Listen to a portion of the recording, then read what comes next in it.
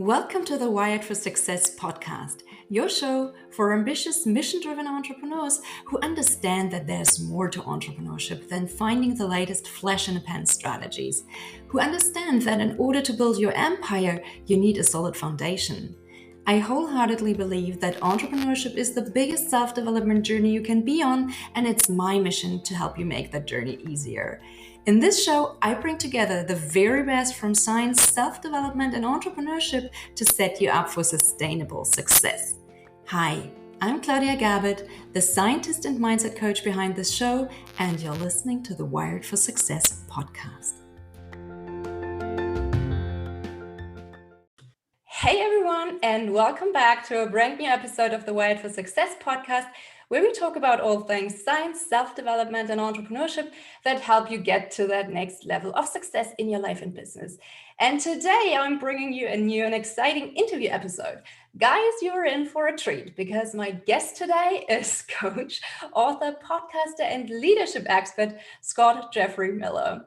Scott hosts the FranklinCovey sponsored On Leadership with Scott Miller podcast, which is the world's largest and fastest growing leadership podcast, reaching more than 6 million people per week. And that's pretty impressive if you ask me. And in addition, he's also a best-selling author, the best-selling author of the Mess to Success series and the creator of the Ignite Your Genius career coaching modules. And I'm sure we can all learn a lot from his experiences. So I'm really looking forward to our conversation today. Welcome, Scott, and thank you so much for being on my show today. Claudia, it's my pleasure. Thank you for the spotlight and the platform. Looking forward to this. So, Scott, I know that you believe in owning your mess. So why don't we start there? And please tell us how you navigated your own mess and turned it into a success. Well, I've navigated more than one mess. My entire life is, a bit of a mess, right? I mean, I've had a lot of success, like a lot of authors, and I've had a lot of setbacks. And I think that's a key leadership competency. Absolutely. Whether you are a solopreneur, you're an entrepreneur, you're an intrapreneur, whether you're working in a large organization or you're a startup. I think a great leadership competency is having the vulnerability, the confidence, the humility to talk about your messes, to talk up your failures. Because I think as a leader, as an owner, an entrepreneur, it's vital that everyone around you see that you're not perfect. They see that you have confidence. You have a great work ethic. You have a mission, a passion, a purpose, but that you recognize that all of our lives, personally and professionally, are fraught with mistakes and challenges, and that you're able to teach through them. Because I think when as a leader, you are willing to own your mess, you make it safe for others to own theirs, to talk about them, to build their self-awareness. I think it's so important. The culture you set is that we're going to take some risks. We're going to make some mistakes.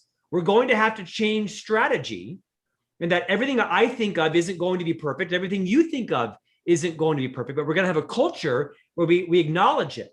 We talk about it, we own it, we learn from it, teach through it, and move through it to the future. Those are very important leadership competencies. And I believe that my best teaching moments are not when I talk about how well my books have done or how big the podcast is or how much I'm speaking, but the mistakes, how little the book sold last week or how few subscribers there were to the podcast and why. That's what's relatable.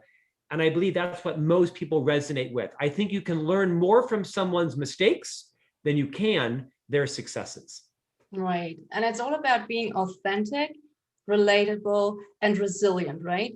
That's what makes a great leader. It is true. And those seem like cliches. These seem like buzzwords. But it's absolutely true. I mean, my biggest social media posts, the one with the most likes and the most shares and the most comments, are when I share bad news, not when I share good news. When I go on a video and in front of my 3 sons, I have 3 sons that are 6, 9, and 11, and we unveil the previous week's sales numbers for my newest book. And, I expected the sales numbers for my books to be, maybe 45,000. Or maybe 4,500. A book that I wrote sold 45 copies the first week. It was an absolute failure. And I talked about it in front of my boys and we shared it, and it blew up on social media because it wasn't just me talking about how big the book was. It was what a mess this book was. The book's great and it's selling better and better every week. But I think there's a fine line, Claudia, between confessing your sins and being an open kimono on everything and having a deliberate intention, to quote you, to be authentic and vulnerable around, here's something that I experienced, and here's a mistake that I made, or perhaps a disappointment that I am involved in, and here's what I'm learning from it. That is a style of leadership that I think is increasingly craved by people inside of organizations. I see that too. And I love your honesty and how open you are about sharing your mess. And because I know that for many people, acknowledging struggle and shortcomings is one of the hardest things to do, because they see struggle as some form of weakness or even a character flaw. Yes. So have you always been comfortable sharing your struggle, or is that something that you had to learn over time? I think increasingly as I age, and I'm less smart and more wise, hopefully, and that I'm more comfortable and confident in what I'm great at and what I'm not great at, I've become more comfortable. But something I don't disclose often is I'm a stutterer. I have a lifelong stutter. I have a strong speech impediment. I've been through speech therapy for 40 years. I've had braces twice. I wear a retainer. I have 2 speech coaches. And it's very difficult for me to be in front of audiences and not have my stutter come out.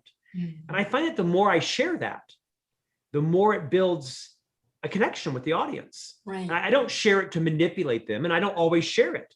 But I find that the older I get, the more comfortable I am in what I do well and what I don't do well. I run with my strengths and I pretty much avoid my weaknesses. Now, not all my weaknesses, right? I was the chief marketing officer of the FranklinCovey company in that firm for 25 years. I was an officer of a global brand. I had to be able to read a P&L. I had to be able to calculate EBITDA and margin and understand currency fluctuations, right? I couldn't just say, I can't do that. I had to have a broad skill. I had to be able to edit and write and speak and podcast and create digital campaigns and all kinds of things, right? But older in life, Claudia, I've become much more comfortable acknowledging my messes, recognizing that when you confess a challenge or a mess, some people with malintent will weaponize that against you. Your detractors, your challengers, your competition, they will try to do that, to use that against you, which is why I just love the idea of hanging a lantern on your problems. Exactly. When I discuss my stutter, you can't use it against me. When I discussed that book only sold 45 copies the week of launch, I think it was 47 technically, then you can't use that against me, right? By the way, that book sold 35,000 copies the week of launch. So I just like to hang a lantern on my problems, and the haters are going to hate and the lovers are going to love. And you know what? There's almost 8 billion people in the world. I look for those who find me valuable and I ignore those who don't. Exactly. I think there's so much power in owning your mess and turning your mess into your message. Because as you said, as long as you're afraid or ashamed of the mess, it owns you. And you're always afraid that someone might find out about those things and see that mess behind your perfect facade. Yes. So letting others see that mess is basically your worst case scenario. And you always live in this fear that you get found out and your carefully curated life starts to fall apart. But when you own your mess, you take that worst case scenario away, and you also take away all this associated fear and worry. And this can feel like such a huge relief, right? I should be interviewing you. You shouldn't be interviewing me. That was so wise. Don't just let them see it, show it to them. Gather your team around, whether it's 3 people or 10 people or 100 people, gather them around and say, I'd like to talk about the next hour around some of my biggest sales mistakes or some of my biggest leadership mistakes, and teach through it. You don't have to share every sin every time you were at it, but take a big mistake, deconstruct it, talk about what you were thinking and then what you did wrong, what you said wrong, what you underestimated, and teach through it and tell them, I'm sharing this with you in the hopes that you can learn from some of these big mistakes so you can avoid them in your life, in your career, in my business as well. I just think the days of leaders separating themselves from employee, those are over. The C-suite, the executive level floor, the private elevators, COVID eliminated all of those. Those are over. And so it is the successful leader that recognizes your team members want to be able to relate to you. That does not mean you need to be their best friend. That does not mean that you still don't make the ultimate decision. That doesn't mean that you may not need to have high courage conversations with them about their performance, about their contribution. That doesn't mean you may not need to terminate them. But by being more vulnerable and shining a light on your own messes to teach through them, this is why people will choose to stay working for your company as opposed to go somewhere else. Yeah, I believe so too. I think mistakes are a great opportunity to learn and to teach. And it's also liberating. It's like they say, once your reputation is gone, you can boldly carry on. So it's kind of like, it takes that fear away, this fear of failure, and you can just be yourself. So it's truly liberating. Yeah. And you are free to be your true authentic self without having to hide behind this fake persona, because so many people think they have to be perfect. So they create this persona that they can hide behind to not share their mess. Claudia, to that point, one of my American friends said something once that I think is profound. She said, quote, "You think they don't know. They do," Yeah. end quote. To your point, right? I mean, everybody knows. I don't know what the German equivalent is of this or the European equivalent, but in America we have a credit score, right? It's your financial solvency. You have a number between like 500, I think maybe 850, right? And the higher is better. Everybody can guess your credit score to the closest number, right? Everybody can guess who's gay or straight. Everybody can guess whose marriage is good or bad. So you know what? You think they don't know? They do. Just embrace who you are. Embrace your wins and your failures. Hype your failures, hype your successes, because as you and I know, there's no such thing as overnight success. There is overnight fame, True. but that is not overnight success. And on the podcast that I host that you mentioned, it's the world's largest weekly leadership podcast. It now approaches about 8 million weekly. Oh, wow. And one of the commonalities of all of the celebrities, authors, business titans, is all of them, whether it's the actor Matthew McConaughey, right? Or Doris Kearns Goodwin, the Pulitzer Prize winning author, or famous celebrities, all you see is their success. You see their big movie. You don't see the 40 movies that they tried out for but didn't get the part. You only see their big book. You don't see the 5 books they wrote that nobody bought. Exactly. And so to your point, you only see their, 4 million Instagram followers. You don't see it took them 10 years to get 4 million Instagram followers. Don't get caught up in the idea that you've got to build something that's overnight. It's not going to happen. Exactly. So what do you think? Why do some people stay a mess while others are able to move on and turn their mess to success?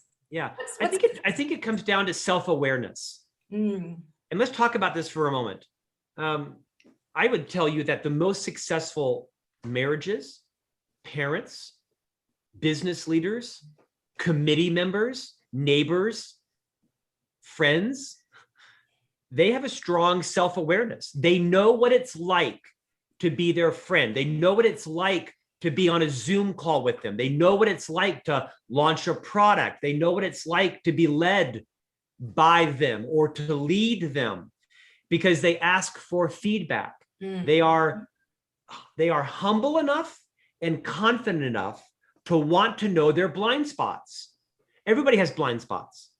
And the more that you're able to solicit feedback about yourself in a safe environment, you have to make it safe for others to tell you their truth. I have a lot of CEOs that come to me and say, I ask for feedback that no one gives it to me. Well, why do you think? Have you met you, right? You never stop talking. You have this huge presence. You're very dominating. You shut people down. You explain everything away. You always have a defense or a reason. Who would want to give you feedback? What they're doing is you ask them, so how was my speech at last week's company meeting? It was great, boss.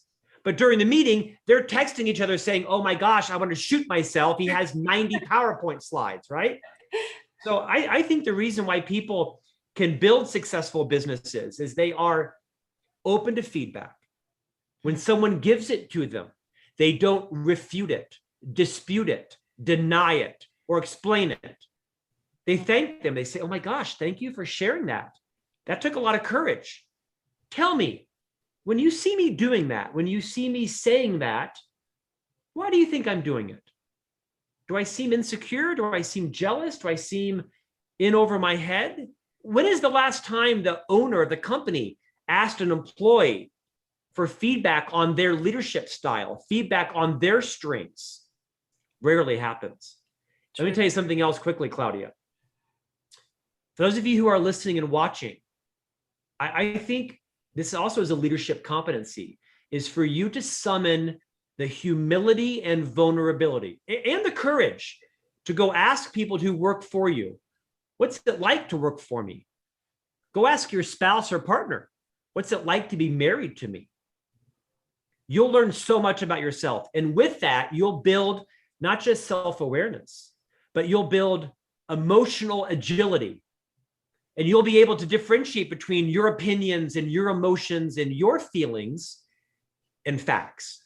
Exactly. Your reality and other people's reality, because none of us see ourselves even close to how other people see us. That's so true. This is actually something that I work with my client, what we're doing, things like emotional intelligence and the self-assessment and finding these patterns and deconstructing them, looking where they come from and how we can get over them. Because to me, what you're describing is not just a self-aware leader, but it's also a coachable person.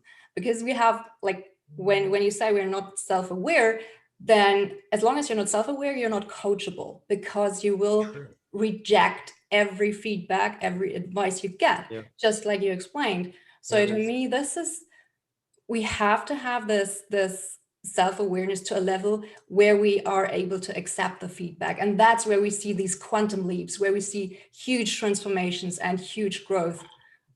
Not overnight, maybe, but over time. Can I share one thought on that? Yes, sure. So in addition to the books that I've published, I have a new book coming out called Master Mentors. Nice. 30 Transformative Insights from Our Greatest Minds. It launches on September 7th with HarperCollins. The reason I mention this is not to pitch the book, but I took 30 of my kind of favorite first guests on the podcast on leadership, and I wrote a chapter about them.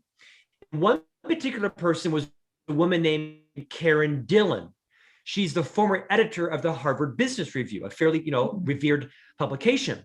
And she also co-wrote a book called How Will You Measure Your Life?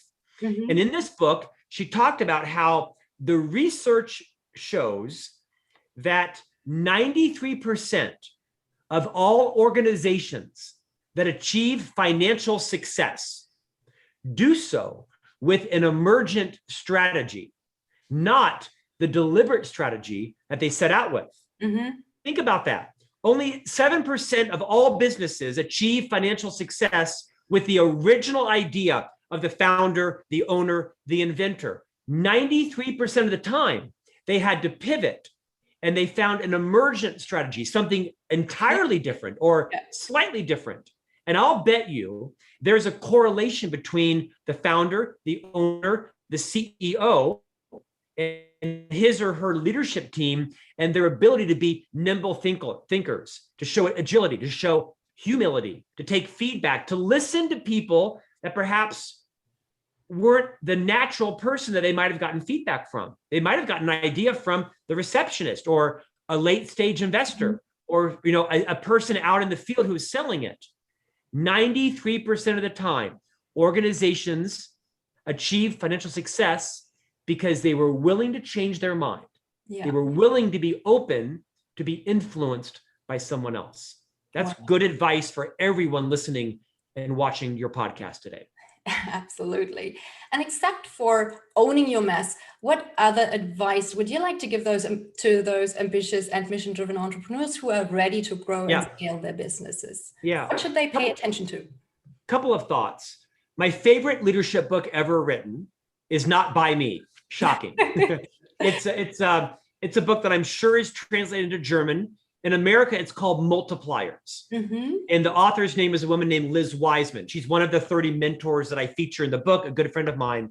I think it's the best leadership book ever written because the premise of the book is that as the leader, you do not want to be the smartest person in the room. Yeah. Because no one wants to work for the smartest person in the room. And as a founder, as an entrepreneur, as a leader, you will fall into that trap. This is your idea. This is your baby. You took out a loan. You mortgaged your home. You put all your chips, metaphorically, on the table. Your job is not to be the genius in the room, but rather the genius maker of others. And in this book, Multipliers by Liz Wiseman, she talks about how you aren't either a multiplier or a diminisher, that all of us are simultaneously accidentally diminishing people and we're multiplying people. And the more self-aware we become of what it's like to work with us and for us and be in meetings with us, the more we can minimize our diminishing tendencies and maximize our multiplying tendencies. So the big idea there is be really mindful and self-aware of when you are coming across as the genius in the room and more intentionally become the genius maker of others.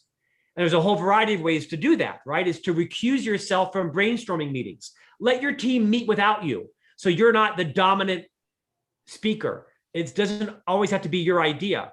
When I was the chief marketing officer of FranklinCovey, I led a team of about 40 very qualified professionals. And there was a joke in the division. And it went like this, Claudia: best idea wins as long as it's Scott's. And all that's funny, it's also horrifying. Yeah. Because as the chief marketing officer, I felt like I had to be the smartest, the most creative, the most well-read. I had to know everything about Google Analytics and marketing automation and SEO and the latest colors of the season and all the competition. And I was intimidated. I was threatened by people who I felt were more competent, more educated, more experienced. I think as a result, I often subconsciously did not hire people who I thought were smarter than me or more competent. And I did the company a disservice. Now, it takes a lot of guts to admit that. But it was Liz's book, Multipliers, that made me realize that I was accidentally diminishing my people by needing to be the genius in the room. Because I have worked for the genius in the room, and that's no fun. Yeah. People don't want to just execute on your great ideas. They also want to have their voice heard. They want a metaphorical, literal seat at the table. And so I think that is something to really be mindful of. I strongly encourage you to buy Liz Wiseman's book, Multipliers, and have maybe an unnatural level of self-awareness around how you might be accidentally diminishing the members of your team. Oh, that's great advice. It's probably also a good idea to have people in your team that complement you. That again goes back to the self-awareness, because sometimes people just hire others that are in their same, like, what do you call that? Like same lane, right? The same echo chamber. Yeah, they just have the same opinions that never challenge you. But it's probably good to have some, even if it's uncomfortable, to have people inside your company who are willing to challenge you on your ideas. And I think what you just said is beautiful. And I think to take it a step further, I think it's important to hire those people and sit them down in private and set some parameters to say, I have hired you because I think you are more competent than me in this, and this area. And I want your ideas. I want you to challenge me. And I also ask that when you challenge, you don't undermine me. When you challenge, you don't embarrass or humiliate me, right? I mean, obviously, I don't want you to not challenge me, but can we just set some parameters? If you have a strong opposition to something I'm saying or doing, could we discuss it in public? before you ambush me on a team call or in a meeting, right? Can we have a mutual respect? I hired you to challenge me, did not hire you to undermine me. Can we just talk about what that looks like, what that feels like, so we have a great working relationship? And I think when you set those parameters, you clarify expectation with each other, people will have a respect for you, and you'll better know how to build a working relationship with each person a bit differently. Yeah, that's a great distinction. I think a lot of people, a lot of leaders say, I've hired Tom because Tom is an iconoclast and he's a contrarian, right? And then you get in every meeting, Tom is challenging every single thing you say. And now you feel like, okay, Tom, that's enough. Okay, but you never sat Tom down and said, hey, Tom, you know, can we set some parameters, right? Can we have a meeting before the meeting where I can share some of my ideas and I just kind of know what your thoughts are going to be until we get off on a tangent? It takes a little bit of emotional intelligence on both sides to talk about it in the public so that you don't create an acrimonious and adversarial relationship with people that you've recruited. It happens a lot. Yeah, I bet it does. Now that we know what they all should pay attention to, let's look at the opposite. What popular leadership advice should they just ignore and why?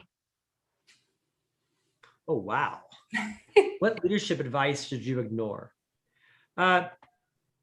People are not your most valuable asset. I hear that a lot. Okay. People are not your most valuable asset. It's not true. It's the relationships between your people that are your most valuable asset. Because Claudia can, be a Rhodes Scholar from Oxford, and Scott can have a black belt in Six Sigma from MIT. We can be the smartest people in the world.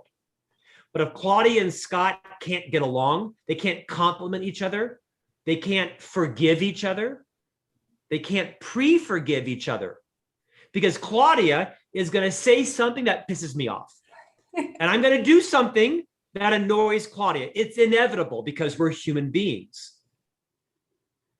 It's important that you realize your most valuable asset are the relationships and the trustworthiness between your people. It's not just your people. It is, to quote Jim Collins, the author of Good to Great, the right people in the right seats on the right bus. I love that. What is some other advice? There is very little truth to multitasking. Yeah, that's true. From a brain perspective, that doesn't work. and I think the most successful leaders are the leaders that summon an unnatural, somewhat inhumane ability to focus on the fewest number of ideas, because there will always be more great ideas than there is capacity to execute them. Yeah. And so as a leader, you have to become an expert at saying no. Right. Great idea? No. Genius idea? Like genius? No. We were doing this. We've decided this. We have funded this. Now recognize that 93% of organizations that achieve financial success do so with an emergent strategy. So although you may say no, shh, come here. I want you to spend 2 hours a week. I'm going to give you 3,000 euros, and I want you to kind of keep that idea going. Don't tell anybody. Don't broadcast it. I want you to incubate that 2 hours. You get the point, right? May need to have a little bit of runway, a little bit of elasticity to keep some things incubated. But to your point, don't multitask. Don't spread yourself. I think that's where, let me tell you one commonality amongst all 190 people that I've interviewed on my podcast. And these are the biggest names in the business: Seth Godin, Dan Pink, Julian Treasure, all biggest names in the business. They're all known for one thing. They're known for time management. They're known for marketing. They're known for leadership. They're known for being a brain scientist, right? They're all known for one thing, because they took all of their energy, all of their expertise, and they built a flywheel. They built a machine on becoming an expert at one thing, and they resisted the temptation to become a lifestyle expert on cooking, an expert on knitting, an expert on cactuses, an expert on, you get the point, right? Yeah, sure. They got focused on one thing. And there's very few exceptions to this rule. Like Martha Stewart, you know the name Martha Stewart? Yeah. Right. She's one of the very few exceptions, right? She's a lifestyle brand. She has furniture. She has real estate. She has a magazine. She has a TV program. She's known for cooking and for entertaining. And I mean, she's one of the few exceptions. If you look at the most successful entrepreneurs in the world, you know them for one thing, because they have a discipline and a focus and a fierce ability to say no to distractions. And that, I think, is something that comes from resisting the temptation to be spread across too many things and multitask. So long answer to your question, but I think there's some insight in there. Absolutely. And if we continue this thought and we break it down further, what would you say are the top 3 leadership skills that every successful leader needs to develop? I'm delighted you asked this. Number 1, your top job is not mission, vision, values. It's not strategy, systems, processes. Those are all important things. But after 30 years in the leadership business, that is not your top job. Your number 1 job is to recruit and retain quality talent. Right. But the problem is most leaders and entrepreneurs only do the first. They recruit. They don't retain. They have a high. What happens is there's turnover. Yeah. People get bored. You know, empirically, scientifically, people tend now to have about an 18-month career at any one company. Wow. 18 months. That's the national average, or it's the US average. I'll bet it's probably similar in Europe. Maybe it's longer in Asia because of different cultures, but 18 months, 3 years at the absolute most. That's not long at all. And I think it's not very long, right? I think about what it takes for you to find that candidate, recruit them, and train them. You want to be fiercely focused on both recruiting and retention. Having conversations. How is it going? Are you able to deploy your passions here? What does your career track look like? What do you want to do? What's frustrating you? What am I doing as the owner and leader that might annoy you so much where you want to go elsewhere? These are high courage conversations. Yeah. These require leaders to move outside their comfort zone and sometimes discuss the undiscussables, even when they're about themselves. Recruit and retain talent. Second, it's, we mentioned this before, it's being willing to get feedback on your own blind spots. Because people do not quit bad jobs. They quit bad leaders and corrupt cultures. No one quits their job. No one says, I hate my job. People say, I hate my leader, or I hate this company, or I hate the culture here. Never forget, people quit bad bosses and corrupt cultures. What they don't quit is great leaders and great cultures. People do not quit leaders who love them. Now, that might be like an American term. Translate it for your country, your culture, your industry. When I say love them, I don't mean love them illegally, right? I mean, love them. Like, let them know you care about them. Care about them, yeah. Let them know that you care about them in their whole life, not just what they can do for your business, but you care about them outside the office, their family, their life balance. You want them to have interests outside the company. You want them not to burn out. And the best way to do that is to model it yourself. You cannot be a workaholic and then expect your employees to go have life balance, because you're modeling what you expect them to do. So you got to set boundaries. You got to say to your people, I might send you an email at 10 p.m. at night. I do not expect you to respond. I might send you an email at 4 in the morning. I don't expect you to respond. I'd like you to respond within 24 hours, and I expect you to probably respond between, 8 and 5 or whatever the culture is. But as a leader, you have to encourage your people to take their vacation time, to have a life outside of work. And you have to show it yourself. Because if you don't model that you are willing to take a vacation, you don't make it safe for them to take their vacation. So true. So this is super important that as the leader, you have to model everything you want to see in your people. Trustworthiness, no gossiping, a good work ethic, but not a work obsession. You have to have interest outside of the job. They have to see that you also can get burned out, that you also need to refresh and renew and repair. It's why leadership is tough. It's not for everyone, because you have to set the standard in everything you want to see in your people. That's the second thing. Lastly, you have to be open to be influenced. We mentioned this, I'm repeating this theme intentionally. You have to say and behave in a way where people know they can influence you. It doesn't mean you won't say no. Thank you, Claudia. That actually is an amazing idea. I think that is absolute genius. Maybe we should talk about implementing that in fiscal 23, because we have set our priorities for fiscal 22 already, and we've voted on those.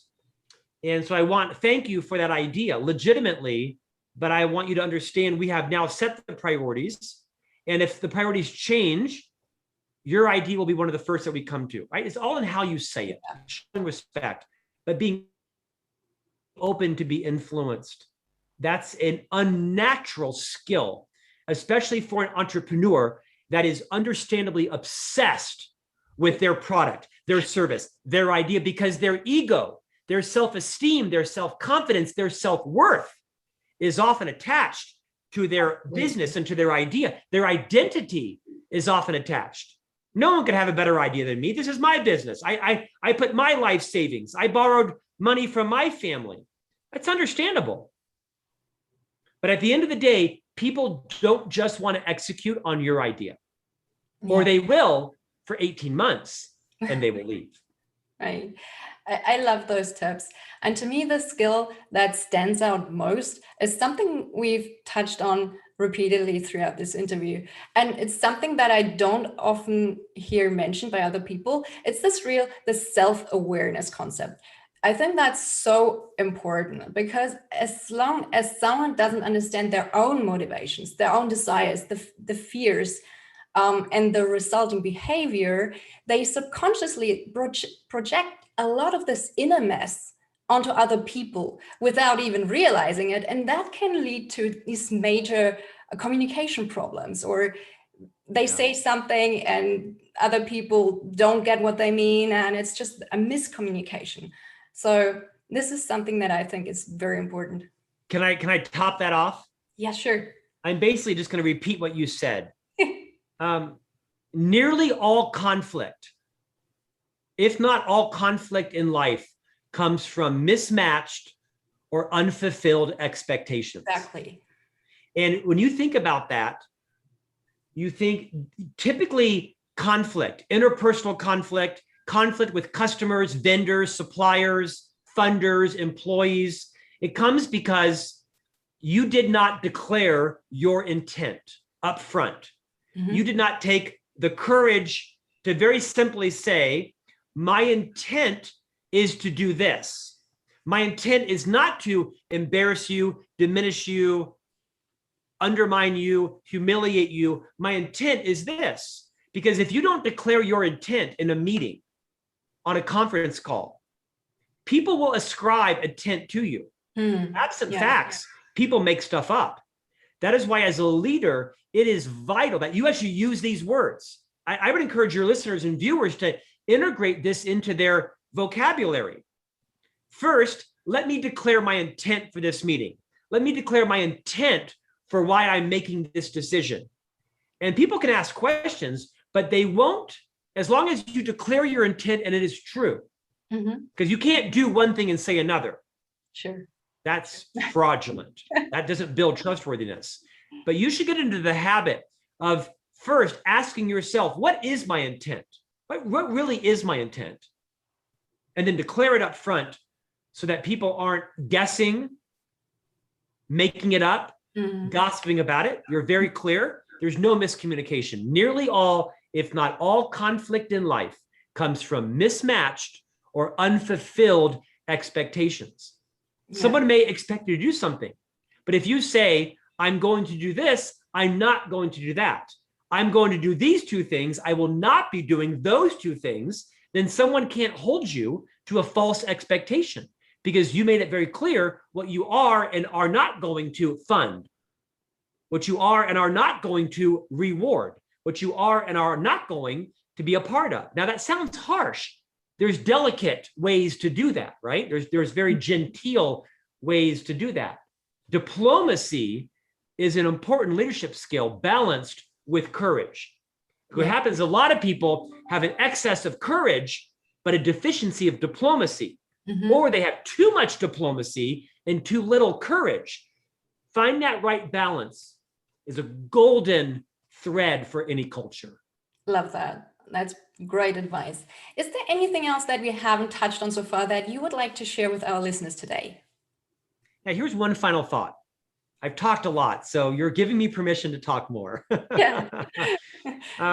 I've spent 25 years in the FranklinCovey company, the world's largest, I think, most influential leadership development firm in the world. Our founder, Dr. Stephen R. Covey, wrote the book, The 7 Habits of Highly Effective People, right? This book has sold 40 million copies. It's the most influential leadership book ever written, in my opinion. Personal development book. It's a great book. The title of the book is The 7 Habits of Highly Effective People. It's often confused and called The 7 Habits of Highly Efficient People. Okay. There is a difference between effectiveness and efficiency. One is not better than the other.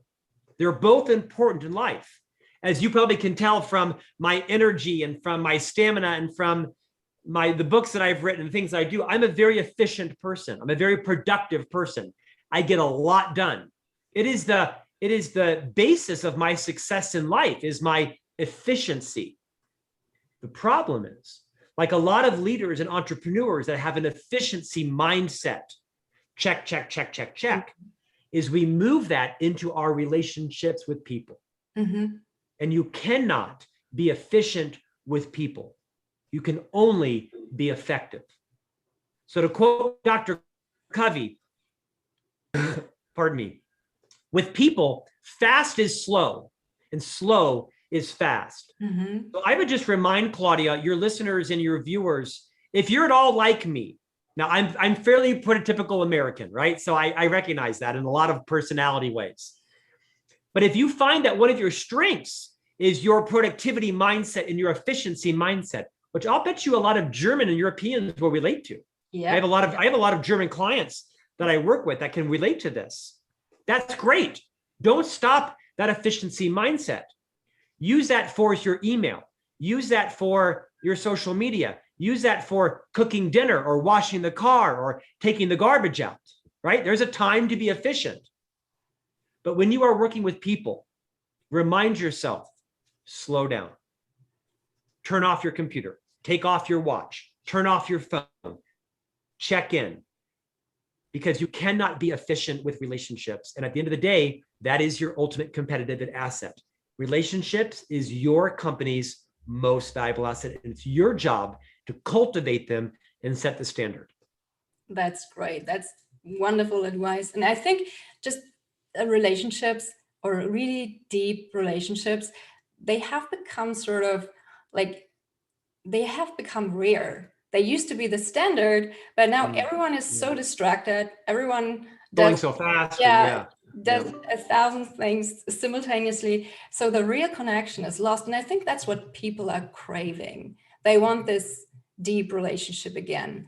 They are fed up. They are sick and tired of all this superficial it looks like relationship on the outside, but there's nothing there. It's just this facade. And yeah, I think that's really, really important. Claudia, beautifully said, right? I think everyone worldwide post-pandemic has reset their values. I say post-pandemic, I'm not sure it's post-pandemic, right? I think we're still in a pandemic. Middle pandemic. I mean, it's coming back strong in the US right now. But as a leader, you need to make sure you're in touch with the emerging values of the people who work with you and for you. Because increasingly, people will not stick around in jobs they dislike. They have options now, right? The economy is coming back in most areas and people have options. They're not held captive anymore from the pandemic. And I think I read last week where on average, 54% of Americans are strongly considering a career change. 54%. That's a lot. And I'll bet you it's not that different in Europe or across perhaps, other continents. And so that ought to haunt you. That ought to haunt you as an entrepreneur. What are you doing to re-recruit your people, to model life balance, and don't get burnt out and don't burn your people out? And it's easier said than done, right? Is you need to sit down and talk about, what does that mean? How do we define life balance in our company? How do we keep revenue coming in the door in a way that you all want to come to work and you want to stay and you feel valued and cared about and loved? This is a leader's job, more so now than ever. It's referred to now as the Great Resignation. In the US, the press, the Great Depression, the Great Recession, it's now being referred to as the Great Resignation. People are quitting in droves, and they're going to work with and for people who they feel valued and respected. And that leader, that company, values their side hustle. They value their role as a parent. They value that they don't want to work more than 35 hours a week. That income and cash isn't their number one value anymore. It might be for some, but it's not for all. Yeah, I agree. And I tell you, it is the entrepreneurial leader that taps into that and builds a culture that will transform your company above your competition. I believe that. So last but not least, where can our listeners find you online if they wanted to connect with you more? Sure. That is not difficult. You can find me on LinkedIn, Instagram, Facebook, Twitter, YouTube. I'm there. You can visit scottjeffreymiller.com. That is my website. Many of my books are translated into German. There's more books up there that are in German as well. And so I'd love to have you connect on LinkedIn.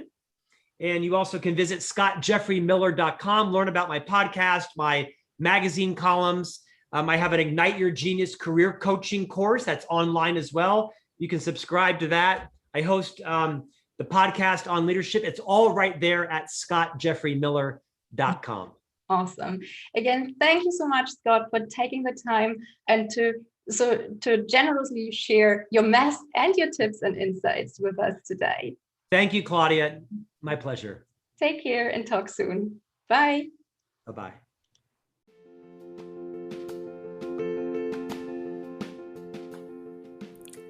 Thank you so much for listening to the Wired for Success podcast.